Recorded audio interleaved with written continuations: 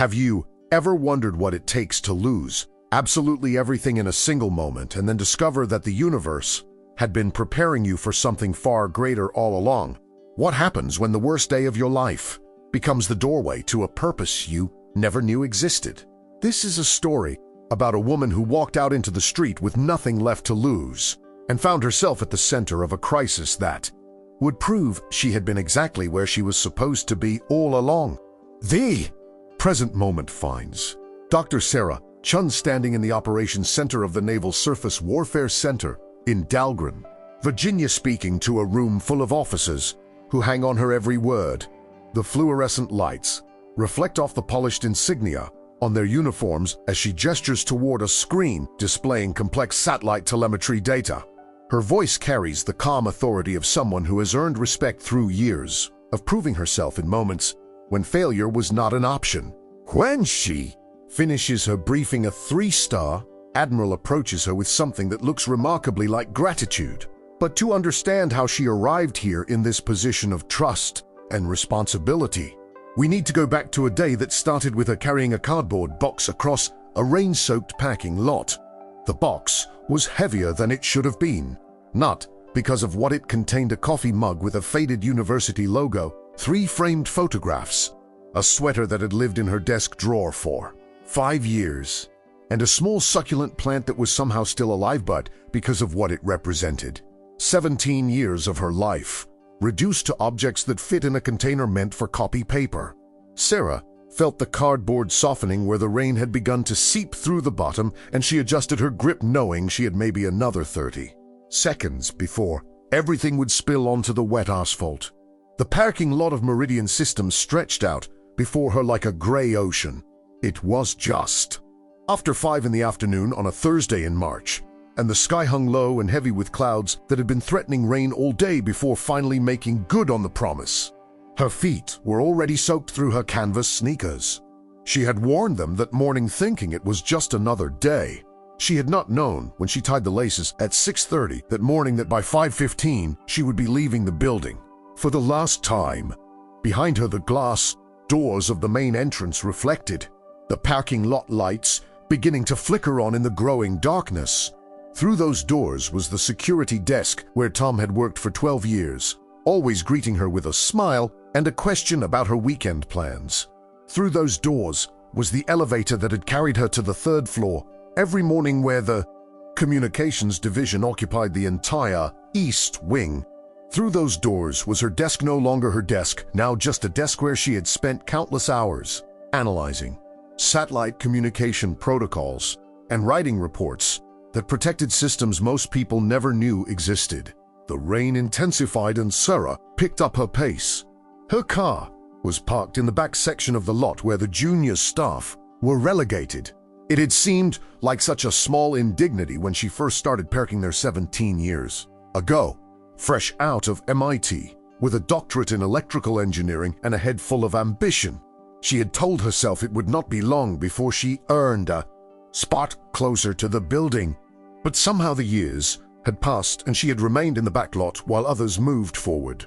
The box shifted in her arms and she heard something slide inside. Probably the coffee mug. She hoped it had not broken, though she was not sure why it mattered now. The plant tilted dangerously and a few drops of water fell from its leaves onto her wrist. She had bought that plant during her 2nd year at Meridian after her first major project success. A colleague had brought it to her desk as a congratulations gift. That colleague had left the company 8 years ago for a better position at Lockheed Martin. Sarah had stayed. Her car came into view, a 10-year-old Honda Civic with a dent in the rear bumper from a parking lot incident 3 years prior that she had never bothered to fix. The rain drummed on its roof, creating a sound like distant applause. She fumbled in her jacket pocket for her keys, with one hand while trying to keep the box balanced with the other. The keys caught on the lining of her pocket and she had to stop walking entirely to work them free. Rain ran down her face, and she could taste it salty and cold on her lips. Finally, she got the keys out and pressed the unlock button. The car's lights flashed once, and she heard the click of the locks disengaging. She set the box on the roof of the car while she opened the back door. The cardboard was definitely giving way, now sagging in the middle. She grabbed it quickly and slid it onto the back seat, where it landed with a soft thump that sounded to final. Sarah stood there for a moment with the back door still open, rain soaking through her jacket and into her shirt. She looked back at the building. Most of the windows were dark now. The third floor east wing showed a few scattered lights where people were probably working late. She wondered if anyone had noticed she was gone. She wondered if anyone cared. The security guard at the front desk, not Tom, but the other one whose name she could never remember, had barely looked up when she signed out for the last time. Human Resources had processed her termination with efficient politeness. Her supervisor, Richard Krause, had not even bothered to see her out. He had delivered the news that morning in his office with the door closed, speaking in the flat tone of someone reading from a script he had rehearsed.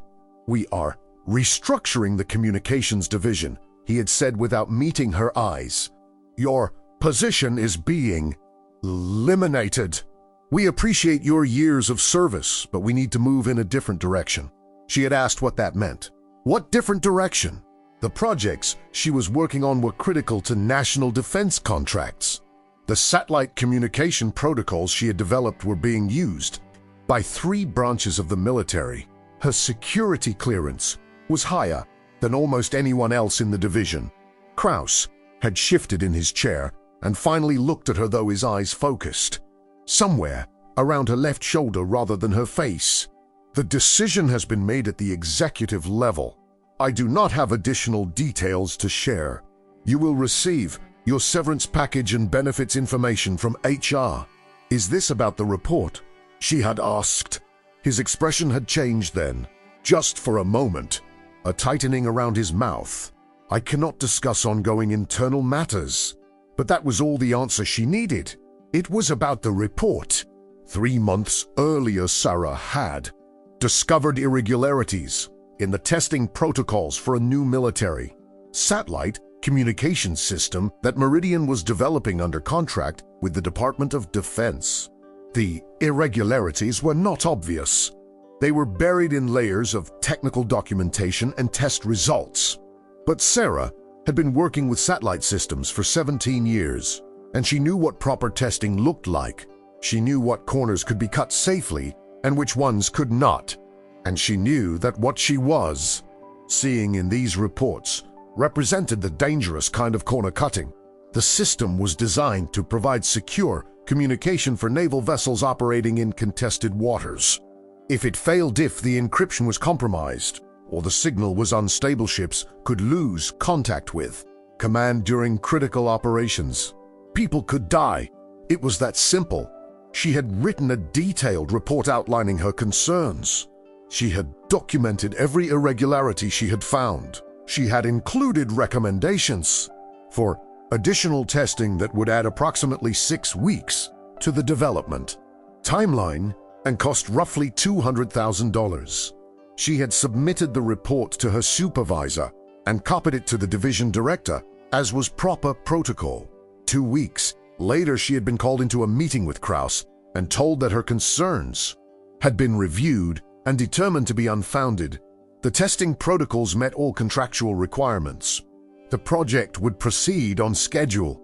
She had pushed back. She had explained again why the testing was inadequate. She had shown them the data. She had walked them through the potential failure scenarios. Krause had listened with barely concealed impatience and then told her that she was not seeing the bigger picture. The contract with the Navy was worth $47 million. Meridian had competitors who would be happy to take that contract if they showed any sign of being unable to deliver on time. The testing they had done was sufficient. Her concerns were noted but would not change the project timeline. Sarah had gone back to her desk that day and spent a long time staring at her computer's screen. She had thought about letting it go. She had thought about trusting that maybe she was wrong. Maybe she was being overly cautious. Maybe the testing really was sufficient and she was seeing problems that did not exist. But then she had thought about the sailors who would be using this system. She had thought about ships operating in the South China Sea or the Persian Gulf, relying on communication systems that might fail at the worst possible moment. She had thought about the engineers and officers who would trust that the equipment they were using had been properly tested and verified, so she had done what she knew was right. She had taken her concerns to the next level. She had contacted the Defense Contract Management Agency and filed a formal report documenting the testing irregularities and her concerns about the systems. Reliability. The response had been swift. DCMA had launched an investigation. They had requested documentation from Meridian. They had interviewed personnel including Sarah. They had brought in independent technical experts to review the testing protocols, and Meridian had been furious. The investigation had delayed the project by 3 months.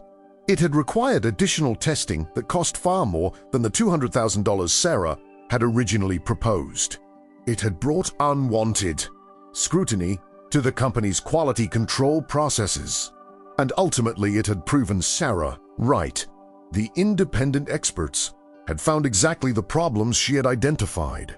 The system had required significant modifications before it could be certified for military use, but being right had not protected her. If anything, it had made things worse. She had embarrassed the company. She had cost them money and time. She had made her supervisors look incompetent. And now, 3 months after the investigation had concluded and the project had been successfully completed with the modifications, she had recommended she was standing in a parking lot holding a box of her belongings. Sarah closed the back door of her car and walked around to the driver's side. She got in and sat there with the door still open, rain blowing in and speckling her jeans. Her hands were shaking. Not from the cold, though she was cold.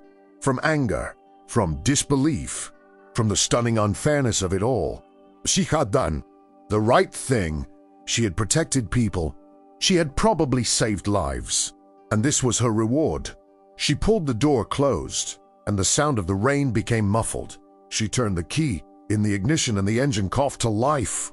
The heater began blowing cold air that would eventually warm up. She put the car in reverse and backed out of her parking space.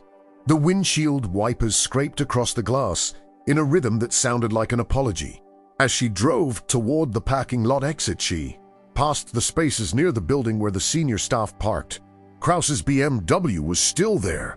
So was the Mercedes, belonging to the division director.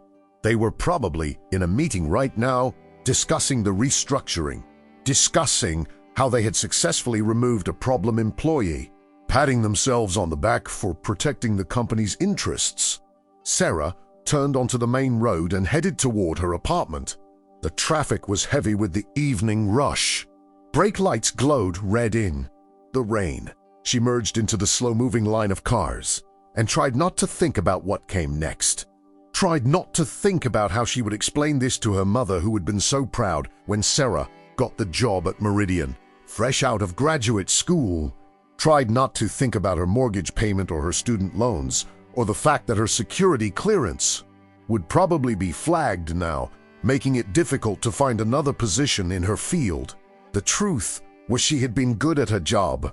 Exceptionally good. She had published papers on satellite communication security. She had developed protocols that were now industry standard. She had trained dozens of younger engineers. She had been consulted on projects across multiple defense contractors. Her expertise was recognized throughout the field, but none of that mattered now. What mattered was that she had made powerful people look bad. She had put principles above politics. She had believed that doing the right thing would be enough. She had been wrong. The apartment was dark when she arrived.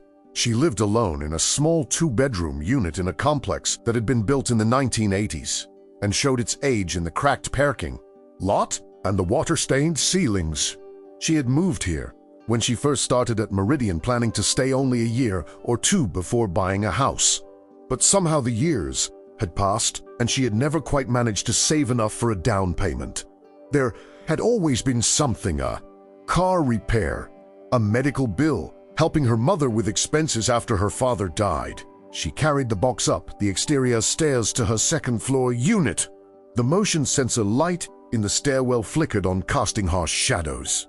She could hear a television playing in one of the neighboring apartments, and the sound of someone cooking something that smelled like onions and garlic.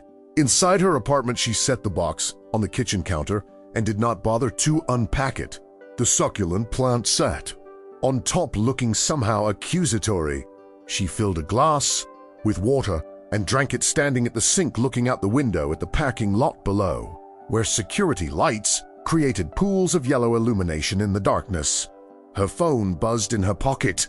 She pulled it out, expecting maybe a message from one of her former colleagues, someone expressing sympathy or outrage at her firing. But it was just a notification from her bank about a bill payment. She dismissed it and set the phone on the counter. The silence in the apartment felt oppressive. She turned on the television just to have noise. The local news was showing a story about traffic delays on the Beltway. She left it on and went to her bedroom to change out of her wet clothes. In the mirror above her dresser, she caught sight of herself and barely recognized the woman looking back. Her dark hair hung in wet strings around her face. Her eyes looked hollow. She was 43 years old. She had a doctorate from one of the best engineering programs in the country. She had contributed to systems that protected national security, and she was unemployed. She changed into sweatpants and an old t-shirt from a conference she had attended 8 years ago. She went back to the living room and sat on the couch staring at the television without really seeing it. The news had moved on to a story about a local restaurant opening, then the weather, then sports. Her phone buzzed again. This time it was a text from her mother, asking if she wanted to come for dinner on Sunday. Sarah stared at the message for a long time, trying to decide whether to tell her mother what had happened or to wait a few days. She decided to wait. She sent back a short reply saying she would let her know. The evening stretched out before her, empty and purposeless. She thought about calling one of her friends, but realized she did not really have anyone she could call. Her work had consumed so much of her time and energy that her social life had withered to almost nothing. There were colleagues she was friendly with, but no one close enough to call with news like this. There was no boyfriend. There had been a relationship 2 years ago that had lasted 6 months, before fizzling out when he accepted a job in California, and she had not been willing to leave her position at Meridian. She had sacrificed so much for that job, and for what? The anger that had been simmering since that morning finally boiled over. She stood up from the couch and paced the small living room, her hands clenched into fists. She wanted to scream. She wanted to throw something. She wanted to call Kraus and tell him exactly what she thought of him and his cowardice, and his willingness to put corporate profits ahead of people's lives. But she did none of those things. Instead, she took deep breaths and tried to calm down. Getting angry would not change anything. It would not get her job back. It would not undo the injustice. It would just make her feel worse.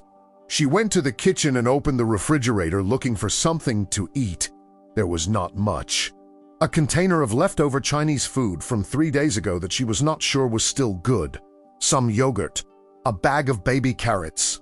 A bottle of wine that had been open for a week. She took out the wine and poured herself a glass. Then she poured another. She sat at the kitchen table and drank them both, while staring at the box of her belongings sitting on the counter. The plant's leaves had started to droop. She should water it. She did not. Time passed in a blur. She must have eventually gone to bed, though she had no memory of it. When she woke up, the next morning, she was still in her sweatpants, lying on top of the covers. Sunlight streamed through the window, making her head pound. Her mouth tasted like old pennies. She felt worse than she had the night before, which she had not thought was possible. She spent that Friday doing nothing. She stayed in her apartment and avoided looking at her phone or her email. She did not want to see messages from HR with information about her severance. She did not want to see LinkedIn notifications about her employment status changing. She did not want to face any of it. The weekend was no better. Saturday, she forced herself to go to the grocery store because her refrigerator was nearly empty. She walked the aisles in a daze, putting random items in her cart At the checkout, the cashier asked her how she was doing, and she said fine in a voice that sounded like it belonged to someone else. Sunday, she went to her mother's house for dinner as promised. Her mother lived 40 minutes away in a small house in the suburbs where Sarah had grown up. The house was too big for one person now, but her mother refused to downsize, saying she wanted to keep the space for when Sarah visited. Her mother had made pot roast, which had been Sarah's favorite as a child. They ate at the kitchen table where Sarah had done her homework. All through high school, her mother talked about the neighbors and about a book club she had joined and about a trip she was planning to visit Sarah's aunt in Arizona. Sarah tried to pay attention, but her mind kept drifting. Finally, her mother set down her fork and looked at her directly. "What is wrong?" she asked. Sarah considered lying, considered saying she was just tired or stressed about work. But something in her mother's expression made her tell the truth. "I lost my job," she said. Her mother's face went still. "What happened?" Sarah explained. She told her about the report and the investigation and the restructuring that was not really a restructuring. She told her about carrying her belongings out in a cardboard box in the rain. She told her about the unfairness of it all. Her mother listened without interrupting.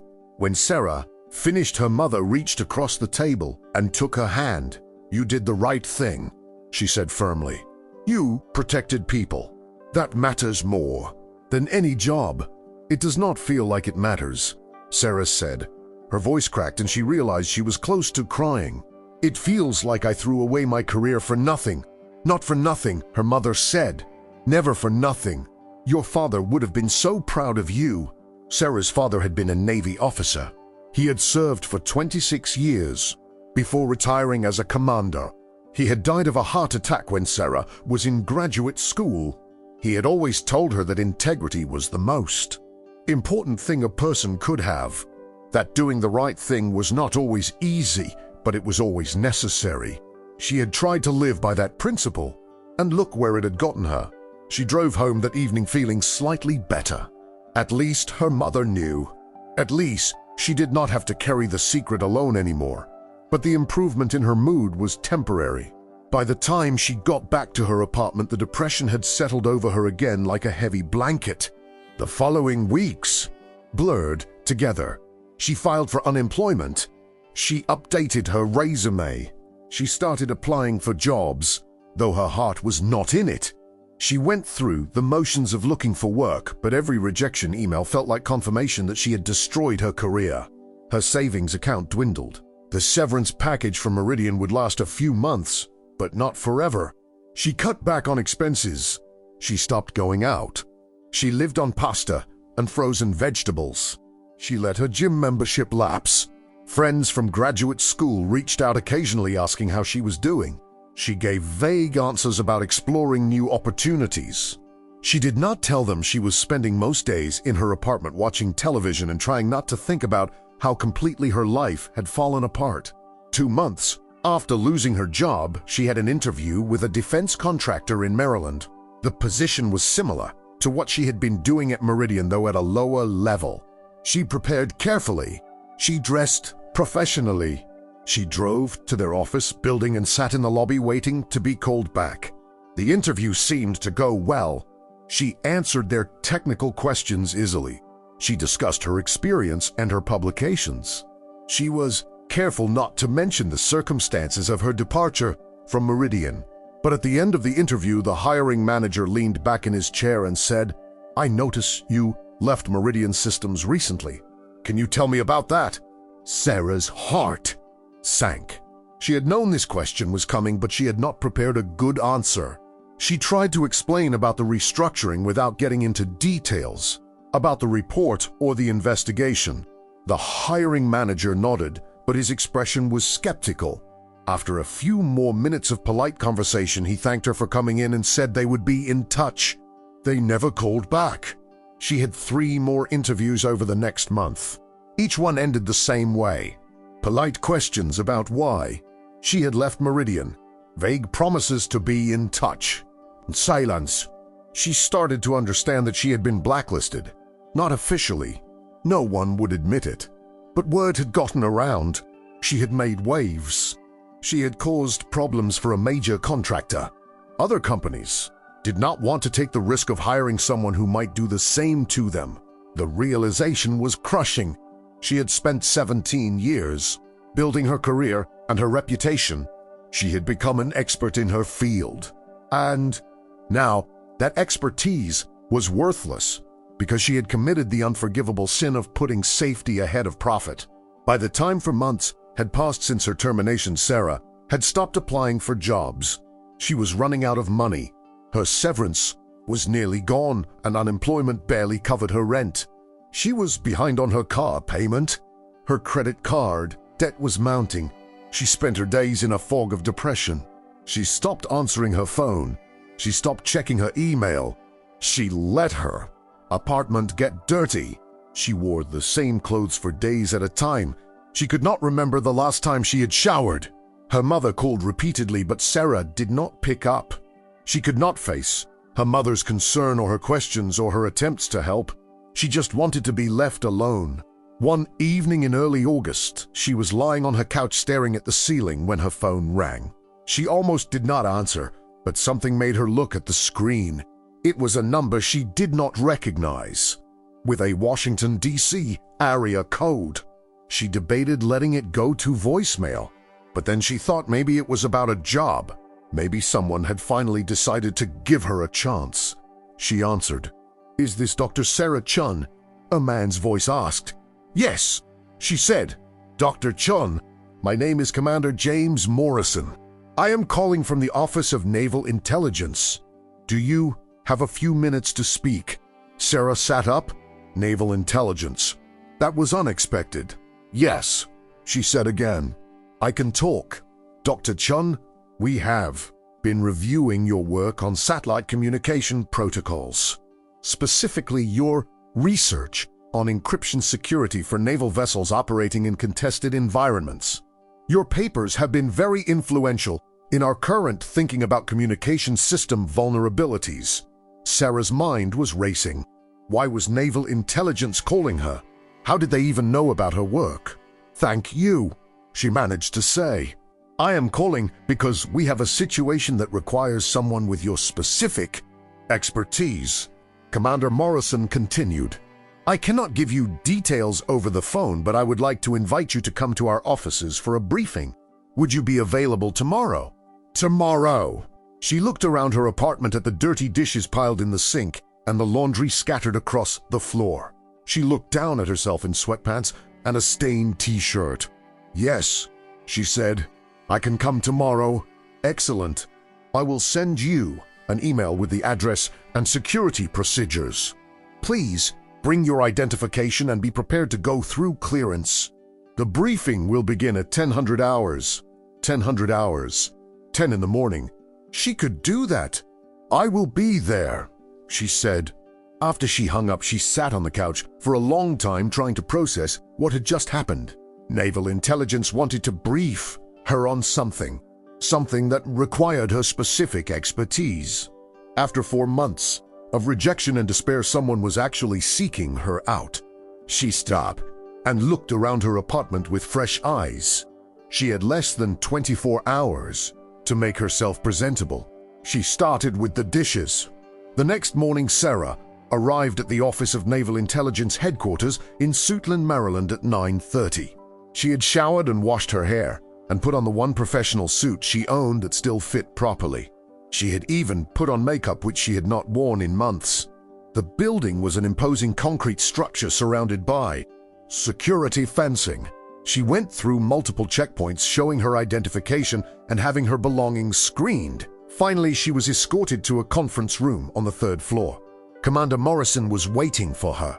He was in his early 50s, with close-cropped gray hair and the bearing of someone who had spent decades in uniform.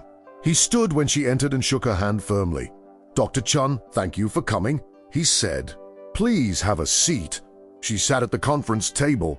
There were 2 other people in the room, a woman in civilian clothes who was introduced as Dr. Patricia Wells from the Naval Research Laboratory, and a younger man in a Navy uniform identified as Lieutenant Commander Stevens.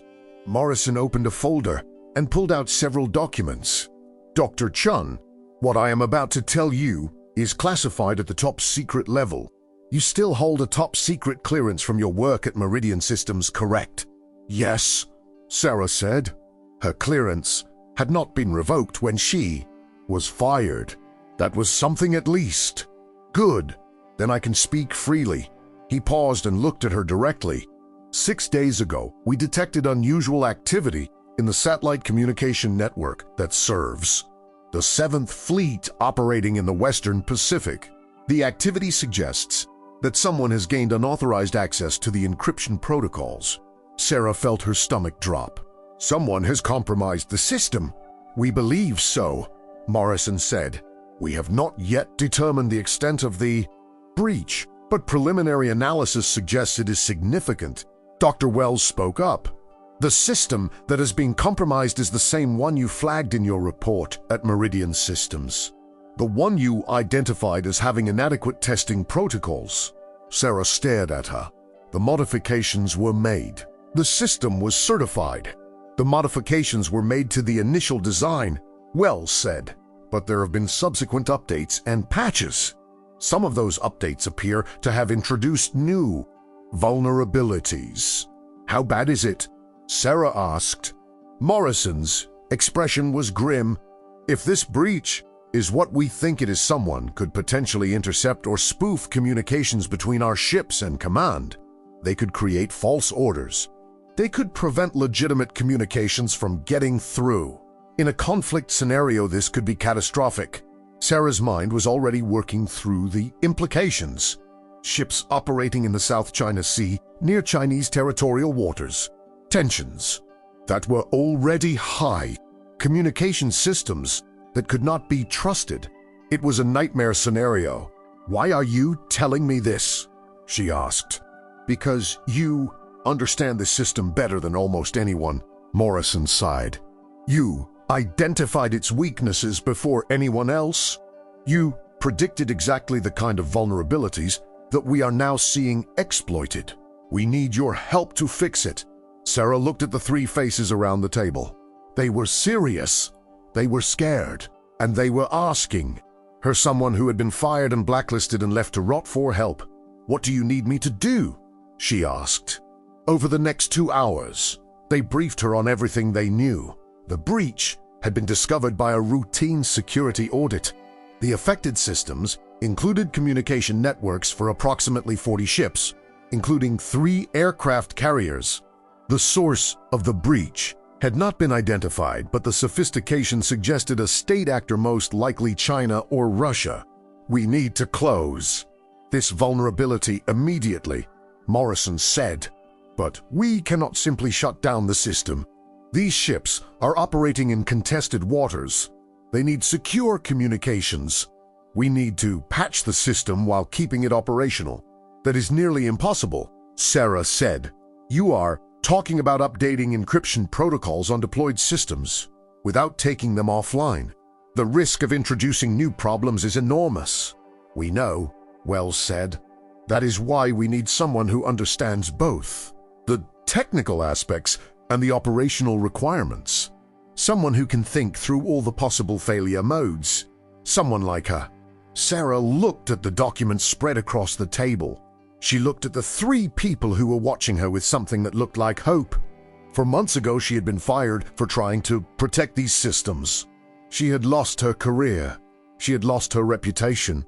She had lost everything. And now they were asking her to do it again. I will need complete access to the system architecture, she said. I will need to see all the original testing data and all the subsequent updates. I will need to talk to the engineers who implemented the modifications. You will have whatever you need, Morrison said.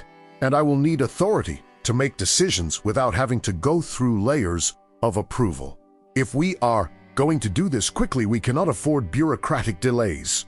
Morrison glanced at Wells and Stevens. Then he nodded. You will have that. Authority. Sarah took a deep breath. Then let us get started. The next 72 hours were the most intense of Sarah's professional life. She moved into a secure facility at the Naval Research Laboratory, where she had access to all the technical documentation and communication systems. She worked with a team of cryptographers and systems engineers analyzing every line of code, looking for the vulnerabilities that had been exploited. What they found was worse than anyone had expected. The breach had not come through the system itself, but through a maintenance access protocol that had been added in a recent update. It was a backdoor that should never have existed, and it had been there for almost 6 months. How did this get through security review? Sarah asked the engineer who had implemented the update. The engineer, a young man named Travis, who looked like he had not slept in days, shook his head. The update was approved by the contractor.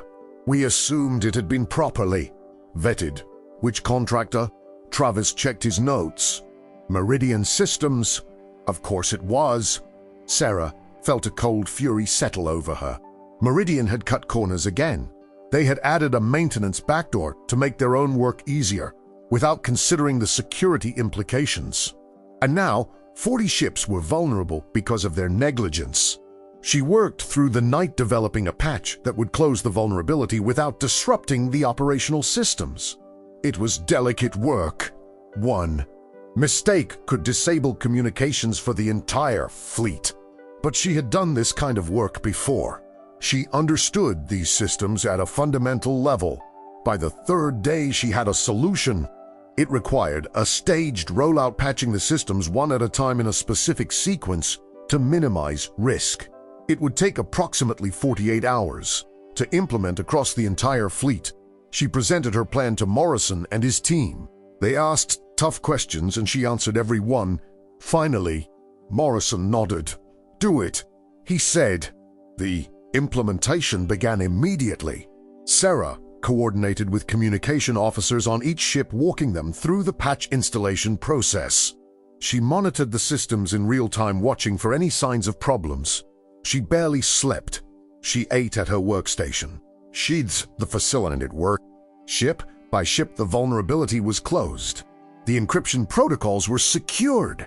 The backdoor was eliminated. When the last ship confirmed successful implementation, Sarah finally allowed herself to relax. She sat back in her chair and closed her eyes. Her whole body ached. Her head pounded, but they had done it. Morrison came to find her an hour later. "Dr. Chun, on behalf of the United States Navy, I want to thank you. What you did here likely prevented a catastrophic security breach. You may have saved lives." Sarah looked up at him. "This should never have happened in the first place. Meridian Systems created this vulnerability through negligence." "I know," Morrison said, "and that is being addressed. There will be an investigation. Heads will roll." "Good," Sarah thought. "Let them roll. What happens now?" she asked. Morrison pulled up a chair and sat down across from her. "That depends on you. We would like to offer you a position as a technical advisor to naval intelligence. You would work directly with our cybersecurity teams on communication system vulnerabilities. The pay would be competitive with what you were making at Meridian, and you would be doing work that actually matters." Sarah stared at him. "A job, a real job, doing work that mattered. I would be honored," she said. "That brings us back to the present moment. Back to Dr. Sarah Chun standing in the operations center at Dahlgren, briefing officers on satellite security protocols. Back to the respect she has earned through years of protecting systems that protect lives. But there is one more part of this story that needs to be told. 2 weeks after Sarah accepted the position with Naval Intelligence, she received a phone call from a reporter at the Washington Post. The reporter was working on a story about defense contractor negligence and had obtained documents related to the satellite communication breach. The documents showed that Meridian Systems had been warned multiple times about security vulnerabilities in their systems and had ignored those warnings in order to meet contract deadlines. The reporter wanted to interview Sarah. She wanted to know about Sarah's experience at Meridian. She wanted to know about the report Sarah had written and the investigation that had followed and the retaliation she had faced. Sarah agreed to the interview. The story ran 3 weeks, later on the front page of the Post. It detailed years of negligent practices at Meridian Systems. It described how the company had prioritized profits over security. It included interviews with multiple former employees who confirmed the pattern of cutting corners and ignoring safety concerns. And it prominently featured Sarah's story, how she had tried to do the right thing and been punished for it. The response was immediate. Congress launched an investigation into defense contractor oversight. The Department of Defense suspended Meridian's security clearance pending review. The company's stock price plummeted. Within 6 months, the CEO and several senior executives had been forced to resign.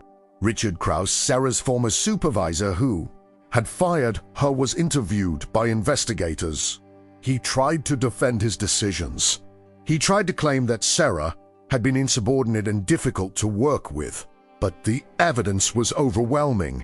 The documents showed that he had known about the security problems and had chosen to ignore them. He had prioritized the contract timeline over system safety. He had retaliated against Sarah for reporting legitimate concerns. Krause was eventually fired. His professional reputation was destroyed. He had trouble finding work in the defense industry. Last Sarah heard he was working for a small consulting firm making a fraction of what he used to earn. Sarah did not take pleasure in his downfall, but she did not feel sorry for him either. He had made his choices. He had prioritized his own career over the safety of the people who would use the systems he was responsible for. Now he was facing the consequences. As for Meridian Systems, the company survived, but barely. They lost multiple contracts. They had to implement sweeping reforms to their quality control and testing procedures. They brought in new leadership. They tried to rebuild their reputation, but the damage was done. The company would always be associated with negligence and corner cutting. They would always be the contractor that put profits ahead of safety. They would always be the company that fired the engineer who tried to protect people. Today, Sarah Chun is one of the most respected technical advisors in naval intelligence. She has been promoted twice. She has received commendations from the Secretary of the Navy. She has published classified research that has fundamentally changed how the military thinks about communications security. She has also become an advocate for whistleblower protection in the defense industry. She speaks at conferences and universities about the importance of protecting engineers who report safety concerns. She has testified before Congress about the need for stronger oversight of defense contractors. Her apartment is nicer now. She was able to buy a small house in a good neighborhood. She has paid off her debts. She has rebuilt her savings. But more importantly, she has rebuilt her sense of purpose. She knows now that being fired from Meridian was not the end of her career. It was the beginning of something better. It was the moment when she stopped compromising her principles for the sake of job security. It was the moment when she chose to do what was right, regardless of the personal cost. And she knows that the systems she works are now the communication networks that keep sailors safe. The encryption protocols that protect national security are better because she refused to stay silent. They are better because she wrote that report. They are better because she filed that complaint with DCMA. They are better because she was willing to lose everything to protect people she would never meet. That is what redemption looks like. Not a dramatic rescue or a sudden reversal of fortune, but a slow rebuilding of purpose and meaning. A gradual recognition that doing the right thing was worth the cost.